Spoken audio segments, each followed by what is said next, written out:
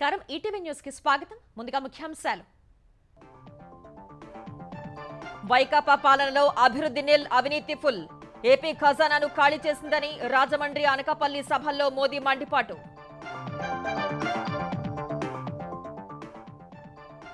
June 4 తర్వాత ఏపీలో NDA సర్కార్ ఖాయమన్న మోదీ. జగన్ తన తండ్రి ప్రారంభించిన ప్రాజెక్టుల్నే విస్మరించారని విమర్శ.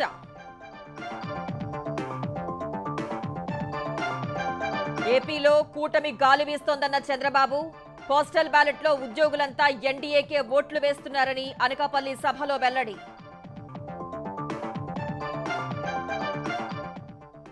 పోలింగ్ సమీపిస్తున్న వేళ సీఎం జగన్ నిరాశావాదం. ఈసారి ఓటింగ్ బాగా జరుగుతుందనే నమ్మకం సన్నగిల్లుతోందని నిర్వేదం.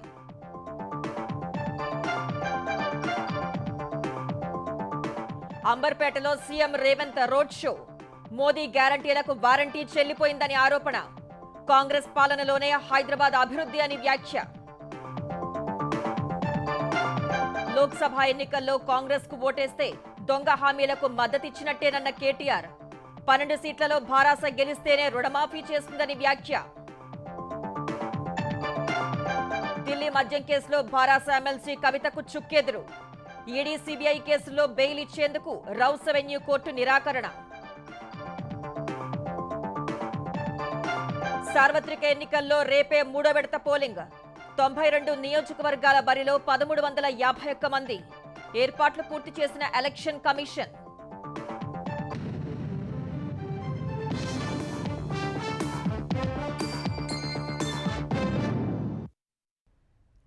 ఎన్డీఏది అభివృద్ధి మంత్రం అయితే వైకాపాది అవినీతి తంత్రమని ప్రధాని మోదీ అన్నారు. వైకాపాకు అవినీతిని మేనేజ్ చేయడం బాగా తెలుసన్న మోదీ ఆర్థిక వ్యవస్థ నిర్వహణ వారి వల్ల కాదని స్పష్టం చేశారు. వైకాపా పాలనలో అభివృద్ధి నిల్, అవినీతి ఫుల్ అని పేర్కొన్నారు. అవినీతికి అవకాశం లేని ఒక్క పనిని కూడా ఆ పార్టీ ప్రభుత్వం చేపట్టలేదని ధ్వజమెత్తారు. ఏపీలో ఇసుక, భూ, మద్యం మాఫియా చెలరేగిపోతున్నాయన్న మోదీ కేంద్రం చేపట్టిన అభివృద్ధి పనుల్ని సైతం వైకాపా అడ్డుకుందని ఆగ్రహం వ్యక్తం చేశారు. జూన్ 4 తర్వాత ఏపీలో ఎన్డీఏ సర్కార్ రావటం ఖాయమన్న మోదీ ఆగిపోయిన పనులన్నింటినీ పూర్తి చేస్తామని హామీ ఇచ్చారు. లోక్సభ ఎన్నికల ప్రచారంలో భాగంగా ఏపీలో రాజమహేంద్రవరం, అనకాపల్లిలో జరిగిన బహిరంగ సభల్లో ప్రధాని మోదీ పాల్గొన్నారు. రాజమహేంద్రవరం సభకు పవన్, లోకేష్, పురంధేశ్వరి హాజరు కాగా గతంలో చంద్రబాబు హయాంలో ఏపీ అభివృద్ధిలో నెంబర్ 1 గా ఉండేదని, జగన్ 5 ఏళ్ల హయాంలో పాలన పట్టాలు తప్పిందని మోదీ ధ్వజమెత్తారు. ఏపీ అభివృద్ధి చెందాలంటే డబుల్ ఇంజిన్ సర్కారు అవసరమని స్పష్టం చేశారు. देश में जितने भी विधानसभा के चुनाव चल रहे हैं, सब में एनडीए की सरकार बनेगी और आंध्र प्रदेश की जनता ने वाईएसआर कांग्रेस को पूरी तरह रिजेक्ट कर दिया है. जब चंद्रबाबू जी की सरकार थी तब ये राज्य विकास के टॉप पर था, लेकिन वाईएसआर कांग्रेस ने यहाँ विकास की गाड़ी को पटरी से उतार दिया. जनता के हित में काम करने के बजाय उल्टा आंध्र प्रदेश को ही भारी कर्ज में डुबो दिया. डेवलपमेंट के नाम पर यहाँ काम 0 और करप्शन 100% हुआ है. यहाँ केंद्र सरकार के प्रोजेक्ट्स को डीले करके जनता के हित को डिरेल कर दिया है.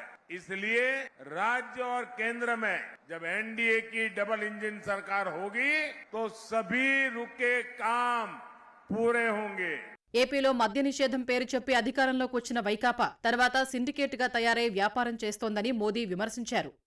ये लोग शराब बंदी का वादा करके सरकार में आए थे, लेकिन आज राज्य सरकार ही शराब की डीलिंग और भ्रष्टाचार करने में लगी है. शराब का बड़ा सिंडिकेट चल रहा है, भ्रष्टाचार फुल स्पीड में है, लेकिन विकास कार्यों पर ब्रेक लगा हुआ है. वाईएसआर कांग्रेस ने आंध्र प्रदेश में 3 राजधानी बनाने की बात कही थी, लेकिन इतने वर्षों में ये एक राजधानी भी नहीं बना पाए. 3 राजधानियों के नाम पर बड़ी लूट के चक्कर में थे, लेकिन उसके पहले ही सरकार का खजाना खाली कर दिया है. ये लोग सिर्फ करप्शन मैनेज कर सकते हैं, फाइनेंशियल मैनेजमेंट वाईएसआर कांग्रेस के बस की बात नहीं है. पोलावरम परियोजना को ठप करके इन्होंने आंध्र प्रदेश की लाइफलाइन पर भी ब्रेक लगा दिया है. केंद्र सरकार इस प्रोजेक्ट के लिए 15,000 करोड़ रुपए दे चुकी है, लेकिन वाईएसआर कांग्रेस सरकार से इसे आगे नहीं बढ़ने देना चाहती। आज आंध्र प्रदेश का किसान सिंचाई के लिए परेशान है। 4 जून के बाद एनडीए सरकार ऐसी सभी समस्याओं को दूर करेगी। తర్వాత అనకాపల్లి జిల్లా రాజుపాలెంలో కూటమి సభలో చంద్రబాబుతో కలిసి పాల్గొన్న మోదీ విశాఖ రైల్వే జోన్ కార్యాలయానికి వైకాపా ప్రభుత్వం భూమి కూడా ఇవ్వలేదని మండిపడ్డారు. రాష్ట్ర ప్రభుత్వ విధానాలతో చక్కెర పరిశ్రమలు మూతపడ్డాయన్నారు. बीजेपी का मंत्र है development development development. YSR Congress का मंत्र है करप्शन करप्शन करप्शन। हमने विशाखापट्टनम को अलग रेलवे जोन बनाने की मंजूरी दी, लेकिन राज्य सरकार रेलवे मुख्यालय के लिए जमीन नहीं दे रही है। मोदी गरीब की पीड़ा दूर कर रहा है। इनका एक ही एजेंडा है, जहां करप्शन नहीं वहां काम नहीं। सुजला सरवंती इरिगेशन प्रोजेक्ट जगन रेड्डी के पिता वाईएसआर ने शुरू किया था। अपने पिता की पॉलिटिकल विरासत तो इन्होंने ले ली, लेकिन उनके शुरू किए हर प्रोजेक्ट भी ये पूरे नहीं कर पाए। వైకాపా కాంగ్రెస్ రెండు ఒకటేనన్న ప్రధాని ఏపీలో దేవాలయాలపై దాడులు జరిగాయని, కూటమి ప్రభుత్వం వచ్చాక దేవాలయాలను రక్షిస్తామని హామీ ఇచ్చారు. వైకాపా నేతలు ఉత్తరాంధ్ర ద్రోహులని తెలుగుదేశం అధినేత చంద్రబాబు ధ్వజమెత్తారు.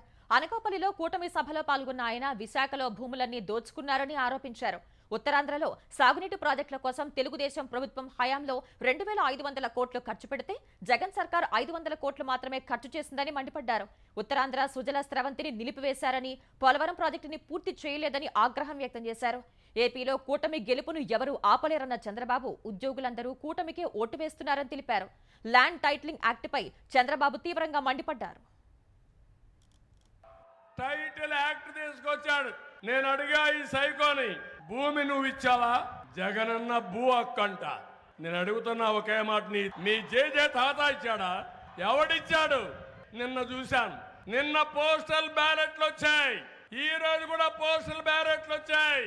అవినీతి డబ్బులు పంచడానికి వైఎస్ఆర్ కాంగ్రెస్ వాళ్ళు వెళ్తే చీ కొట్టి, ఒంగోలు అయితే మన క్యాంపు దగ్గరకు వచ్చి ఈ దుర్మార్గులు 5,000 ఇస్తున్నారు, మేము చీ కొట్టాం, నేను 10,000 ఇస్తున్నా, మీ పార్టీకి ఖర్చు పెట్టి గెలిపించామని ఒక మహిళ చెప్పిందంటే ఏం తమ్ముళ్ళు అర్థమైందా? సీను ఉద్యోగస్తులందరూ మనకే ఓట్లేశారు, గెలుపు మనదే. ఆంధ్రప్రదేశ్లో సార్వత్రిక ఎన్నికలు బాగా జరుగుతాయనే నమ్మకం రోజురోజుకు సన్నగిల్లుతోందని ముఖ్యమంత్రి జగన్ నిర్వేదం వ్యక్తం చేశారు. బాపట్ల జిల్లా రేపల్లె, మజిలీపట్నంలో సిద్ధం సభలో పాల్గొన్న జగన్ సాధ్యం కాని హామీలతో తెలుగుదేశం మేనిఫెస్టో ఇచ్చిందన్నారు. తాము ఇచ్చిన హామీలు 99% అమలు చేశామన్నారు. రైతు భరోసా కేంద్రాలతో అన్నదాతకు అండగా నిలిచామని తెలిపారు. 3 సార్లు సీఎంగా చేసిన చంద్రబాబు ఏనాడు పేదల సమస్యలు పట్టించుకోలేదంటూనే ఈ ఎన్నికలు బాగా జరుగుతాయి అన్న నమ్మకం లేదని వ్యాఖ్యానించారు. నిజంగా ఎన్నికలన్నీ కూడా బాగా జరుగుతాయి అన్న నమ్మకం రోజు రోజుకు కూడా సన్నగిల్లుతా ఉంది. కారణం ఏమిటి అంటే ఆన్గోయింగ్ పథకాలకు సంబంధించిన, ఆన్గోయింగ్ స్కీమ్స్ కి సంబంధించిన బటన్లు నొక్కిన సందర్భాలలో కూడా డబ్బులు కావాలని అక్క చెల్లెమ్మలకు పోకుండా ఆపుతా ఉన్నారు. ఇష్టానుసారంగా అధికారులందరినీ కూడా మార్చేస్తా ఉన్నారు. రావాల్సిన మంచి ఏది కూడా ప్రజలకు జరగకుండా చేస్తా ఉన్నారు. ఇన్ని కుట్రలు పన్నుతా ఉన్నారు. ఎందుకో కేవలం బీదలకు పేదలకు మంచి చేసే మీ జగన్ ఒక్కడు ఉండకుండా చేసేందుకు ఇన్ని కుట్రలు చేస్తా ఉన్నారు. జగన్ మానసిక స్థితి సరిగ్గా లేదని తెలుగుదేశం అధినేత చంద్రబాబు ఆరోపించారు. వైద్యుల పరిశీలనలో ఆయన నాట్సీ విధానం అనే సమస్యతో ఉన్నట్లు తేలిందని చెప్పారు. ఈ విషయంలో లాడెన్, తాలిబాన్లు, కిమ్కు ఏమాత్రం జగన్ తీసిపోరనన్నారు. వాళ్ళు చెప్పిందే చేయాలని, లేకపోతే దాడి చేసి చంపేస్తారని వ్యాఖ్యానించారు. నంద్యాల జిల్లా పాణ్యం ప్రజాగలం సభలో పాల్గొన్న చంద్రబాబు జగన్ చెప్పిన అబద్ధాన్ని పదే పదే చెప్పి ప్రజల్ని ఇంకెంతకాలం మోసం చేస్తారని నిలదీశారు. తల్లిని చెల్లిని తరిమేసిన జగన్ రాష్ట్రంలో ప్రజలను ఎలా చూసుకుంటారని ప్రశ్నించారు. అబద్ధాలు చెప్పి ప్రజల్ని 5 ఏళ్లుగా మోసం చేసిన జగన్ ఇక ఇంటికి వెళ్ళక తప్పదన్నారు. వచ్చే ఎన్నికల్లో వైకాపా అక్రమార్కులకు, దోపిడీదారులకు ఓటుతో బుద్ధి చెప్పాలని పిలుపునిచ్చారు. నిన్న మొన్న ఒక డాక్టర్ జగన్మోహన్ రెడ్డి మానసిక స్థితిని అధ్యయనం చేశాడు. ఆయన చెప్పింది నార్సీ విధానం. వాళ్ళు చెప్పిందే చెప్తారు, వాళ్ళు చేసేదే మనం చేయాలి. ఎదురు తిరిగితే వాళ్ళ మీద దాడి చేస్తారు, చంపేస్తారు. ఈ రోజు ఇలాంటి విధానం చేసిన వ్యక్తులను మీరు చూస్తే చరిత్రలో హిట్లర్, నార్త్ కొరియాలో ఉన్నాడు కిమ్ తాత ఈ జిమ్. మోదీ గ్యారంటీలకు వారంటీ అయిపోయిందని సీఎం రేవంత్ రెడ్డి అన్నారు. సికింద్రాబాద్ లోక్సభ పరిధిలోని అంబర్పేట, ఉప్పల్ నియోజకవర్గాల్లో కాంగ్రెస్ అభ్యర్థి దానం నాగేందర్కు మద్దతుగా రేవంత్ రెడ్డి రోడ్ షో నిర్వహించారు. గత కాంగ్రెస్ పాలనలోనే హైదరాబాద్ లో ఔటర్ రింగ్ రోడ్, ఫార్మా పరిశ్రమలు వచ్చాయని తెలిపారు. గతంలోనే హైదరాబాద్ కు కృష్ణా, గోదావరి జలాలు తీసుకువచ్చామని చెప్పారు. మెట్రో రైలు కూడా రావడానికి కాంగ్రెస్ పార్టీయే కారణమన్నారు. కేంద్రంలోని భాజపా సర్కార్ హైదరాబాద్ కు ఒక్క పైసా పని చేయలేదన్నారు. 10 ఏళ్లలో నరేంద్ర మోదీ పేదలకు ఇళ్లు కూడా ఇవ్వలేదని రేవంత్ రెడ్డి వివరించారు. మోడీ గ్యారంటీకి వారంటీ అయిపోయిందిరా నాయన, ఇక వారంటీ లేదు, వారంటీ ఖతం అయిపోయింది మోడీ గ్యారంటీకి. ఇవాళ ప్రపంచంలోనే అత్యధికంగా నిరుద్యోగ సమస్య ఉన్నది భారతదేశంలోని. భారతదేశం ఆకలి కేకలతోని ఆత్మహత్యలతోని ఉన్నదని ప్రపంచంలోనే భారతదేశానికి చెడ్డ పేరు వచ్చింది. మనం కాదు, పక్కలున్న పాకిస్తాన్, బంగ్లాదేశ్ కూడా మనకంటే మంచిగా ఉన్నాయి. మన దేశంలోనే ఆకలి ఎక్కువ ఉన్నదని లెక్కలు తేలి. అందుకే ఇవాళ నరేంద్ర మోడీ మనకి ఇచ్చిందేం లేదు. సిద్దిపేట జిల్లా హుస్నాబాద్ కు చెందిన పలువురు భాజపా నాయకులు సీఎం రేవంత్ రెడ్డి సమక్షంలో కాంగ్రెస్ లో చేరారు. హుస్నాబాద్ నియోజకవర్గ భాజపా ఇన్ఛార్జ్ బొమ్మ శ్రీరామ్ చక్రవర్తి, ఇతర నేతలు జుబిలీహిల్స్ లోని సీఎం నివాసంలో కాంగ్రెస్ తీర్థం పుచ్చుకున్నారు. సీఎం రేవంత్, మంత్రి పొన్నం ప్రభాకర్ వారికి కండువా కప్పి పార్టీలోకి ఆహ్వానించారు. లోక్సభ ఎన్నికల వేళ నియోజకవర్గ నేత శ్రీరామ్ పార్టీలో చేరటం తమకు బలం చేకూరుతుందని కాంగ్రెస్ నేతలు భావిస్తున్నారు. లోక్సభ ఎన్నికల్లో కాంగ్రెస్ కు ఓటు వేస్తే దొంగ హామీలకు మద్దతిచ్చినట్లవుతుందని భారాస వర్కింగ్ ప్రెసిడెంట్ కేటీఆర్ అన్నారు. సిరిసిల్లలో కరీంనగర్ లోక్సభ భారాస అభ్యర్థి వినోద్ కుమార్ కు మద్దతుగా ప్రచారం చేసిన ఆయన కాంగ్రెస్ నాయకులకు ఓటుతో బుద్ధి చెప్పాలని పిలుపునిచ్చారు. దొంగ హామీలు ఇచ్చినా కాంగ్రెస్ కు ఓటు వేస్తే ప్రజలు తమ వైపు ఉన్నారని భావిస్తారని తెలిపారు. ఎన్నికల్లో 10-12 సీట్లు భారాస గెలిస్తేనే కాంగ్రెస్ ప్రభుత్వం రైతులకు రుణమాఫీ చేస్తుందని పేర్కొన్నారు. పెట్రోల్, డీజిల్ పై పన్నుల రూపంలో నరేంద్ర మోదీ ప్రభుత్వం 30 లక్షల కోట్లు వసూలు చేసిందని తెలిపారు. ఆ డబ్బుల్ని అదానీ, అంబానీలకు రుణమాఫీ చేసిందని కేటీఆర్ వివరించారు. 10 ఏళ్లలో పేదవాళ్ళ దగ్గర మన రక్తం పీల్చి 30 లక్షల కోట్లు వసూలు చేసింది. ఆ 30 లక్షల కోట్లతో ఏం చేసిందంటే వాళ్ళ పెద్ద పెద్ద దోస్తులు అదానీలు, అంబానీ వాళ్లకు 14.5 లక్షల కోట్ల రుణమాఫీ చేసినాడు నరేంద్ర మోడీ. నేను చెప్పింది తప్పని బండి సంజయో, కిషన్ రెడ్డో లేదన్నా ఎవరన్నా బీజేపీ రుజువు చేస్తే నేను రేపు తెల్లారి టైం వరకు ఈ తెలంగాణ తల్లికాడ నా రాజీనామా ఎక్కడనే పెట్టి వాళ్ళ ముఖాన నా ఎమ్మెల్యే పదవి కొట్టి నేను మరి పోతా. కాపులను కొట్టి గద్దలకు పెట్టినట్టు పేదలను పీడించి పెద్దవాళ్ళకి ఇచ్చినోడు నరేంద్ర మోడీ. ప్రధాని మోదీ నేతృత్వంలో భారత్ నెంబర్ 1 అవుతుందని భాజపా అధ్యక్షుడు జేపీ నడ్డా విశ్వాసం వ్యక్తం చేశారు. సార్వత్రిక ఎన్నికల ప్రచారంలో భాగంగా పెద్దపల్లి, చౌటుప్పల్, నల్గొండలో జరిగిన సభలకు హాజరైన నడ్డా ఫార్మా, పెట్రోకెమికల్స్ రంగాల్లో భారత్ 2వ స్థానంలో ఉందని తెలిపారు. ఆటోమొబైల్ రంగంలో 3వ స్థానంలో ఉందని గుర్తు చేశారు. మేక్ ఇన్ ఇండియా నినాదంతో దేశీయ తయారీకి ప్రధాని మోదీ పెద్దపీట వేశారని గుర్తు చేశారు. ప్రస్తుతం భారత ఆర్థిక వ్యవస్థ 5వ స్థానంలో ఉందన్న ఆయన వచ్చే 5 ఏళ్లలో 3వ స్థానానికి చేరుకుంటుందని ధీమా వ్యక్తం చేశారు. ప్రధాని అన్న యోజన కింద 80 కోట్ల మందికి ఉచితంగా రేషన్ బియ్యం ఇస్తున్నట్లు వివరించిన ఆయన తెలంగాణలోనూ 2 కోట్ల మందికి ఉచితంగా రేషన్ బియ్యం ఇస్తున్నట్లు తెలిపారు. ఎన్డీఏ సర్కార్ కృషి వల్లే దేశంలో 25 కోట్ల మంది పేదలు దారిద్ర్య రేఖ ఎగువకు వచ్చారని వివరించారు. एक तरफ मोदी जी ने ये विकास के काम किए, वहीं प्रधानमंत्री आवास योजना में 4 करोड़ घर बना करके दिए. चंद्रशेखर राव की सरकार, उसने आपको प्रधानमंत्री आवास योजना देने से इनकार कर दिया और रेवंत रेड्डी ने भी प्रधानमंत्री आवास योजना को लागू नहीं किया है.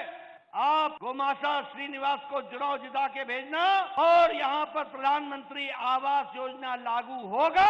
जो 2 BHK वाला कार्यक्रम केसीआर ने नहीं किया, उसको भी हम पूरा करेंगे, क्योंकि मोदी जी ने कहा है कि अगले 5 साल में 3 करोड़ नए घर प्रधानमंत्री आवास योजना में बना करके देंगे. ఢిల్లీ మద్యం కేసులో భారాస ఎమ్మెల్సీ కవితకు ఢిల్లీ కోర్టులో ఊరట దక్కలేదు. ఢిల్లీ మద్యం విధానం వ్యవహారంలో ఎన్ఫోర్స్మెంట్ డైరెక్టరేట్ ఈడీ, కేంద్ర దర్యాప్తు సంస్థ సిబిఐ నమోదు చేసిన కేసుల్లో ఢిల్లీ కోర్టు కవితకు బెయిల్ నిరాకరించింది.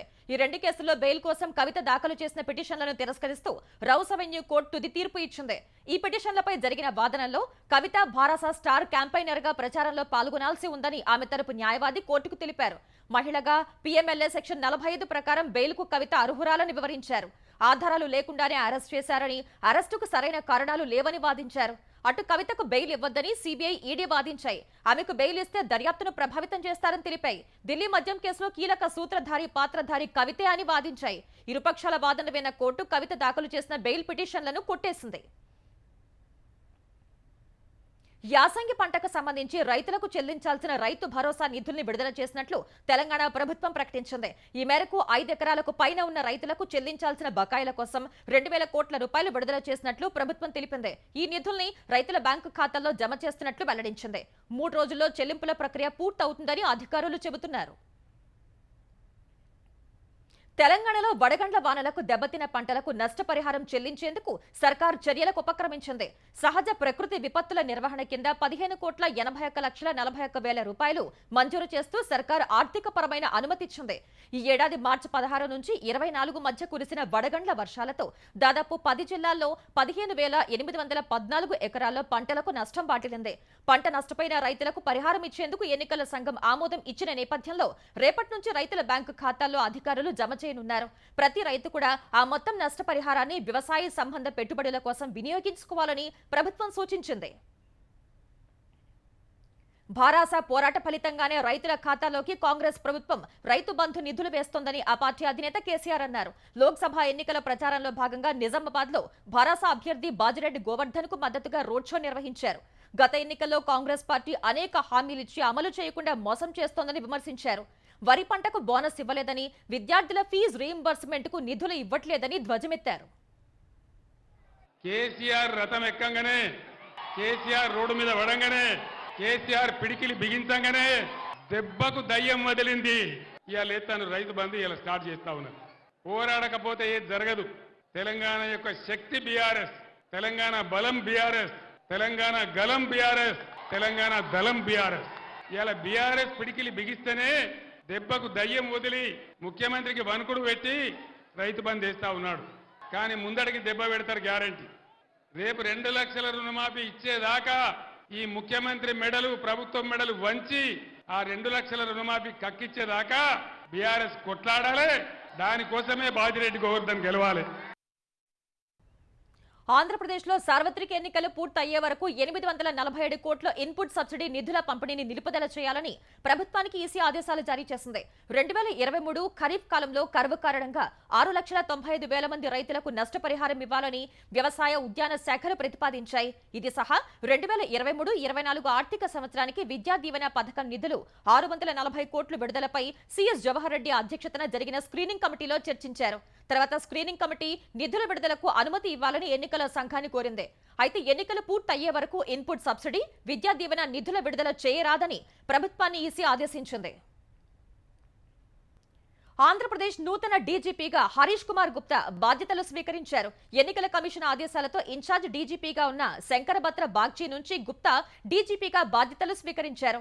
డీజీపీ కార్యాలయం ఆవరణలో పోలీసుల నుంచి గౌరవ వందనం స్వీకరించారు. హరీష్ కుమార్ గుప్తా హోం సెక్రటరీగా విధులు నిర్వహించారు.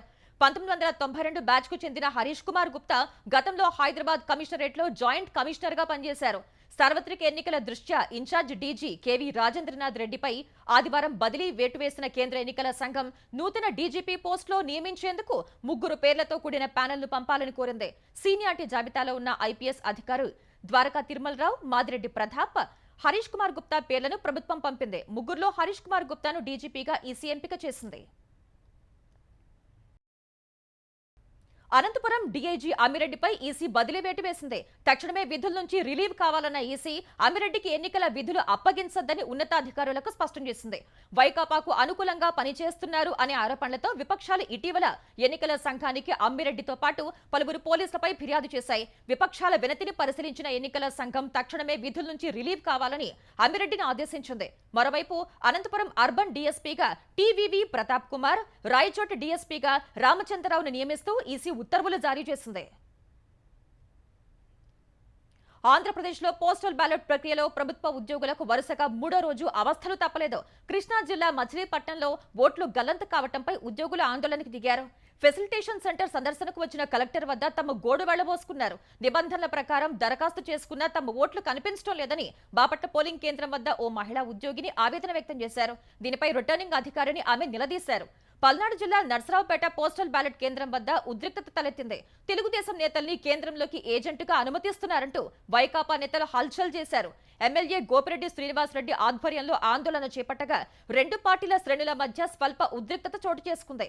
అనంతపురంలో వైకాపా నాయకులు ఉద్యోగుల్ని ప్రలోభాలు పెట్టారు.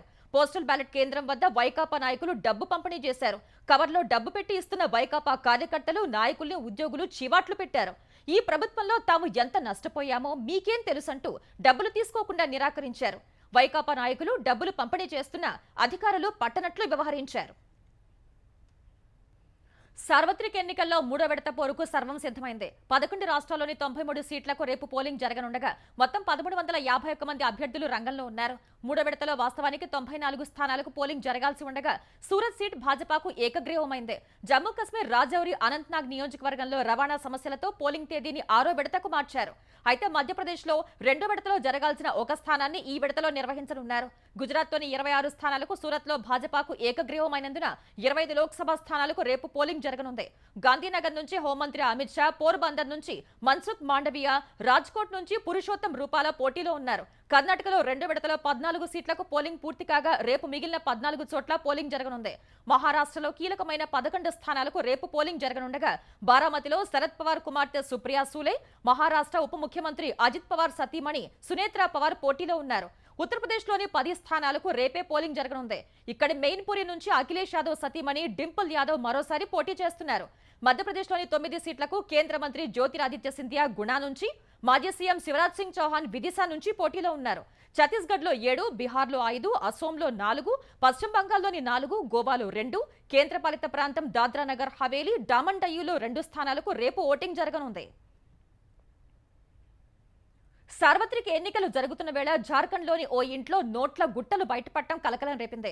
ఓ మనీ లాండరింగ్ కేసుకు సంబంధించి జార్ఖండ్ రాజధాని రాంచీలోని పలు ప్రాంతాల్లో తనిఖీల కోసం వెళ్లిన ఈడీ అధికారులు ఓ ఇంట్లో సినిమాల్లో చూపినట్లు పెద్ద పెద్ద బ్యాగులు, సంచుల్లో కరెన్సీ కట్టలు గుర్తించారు.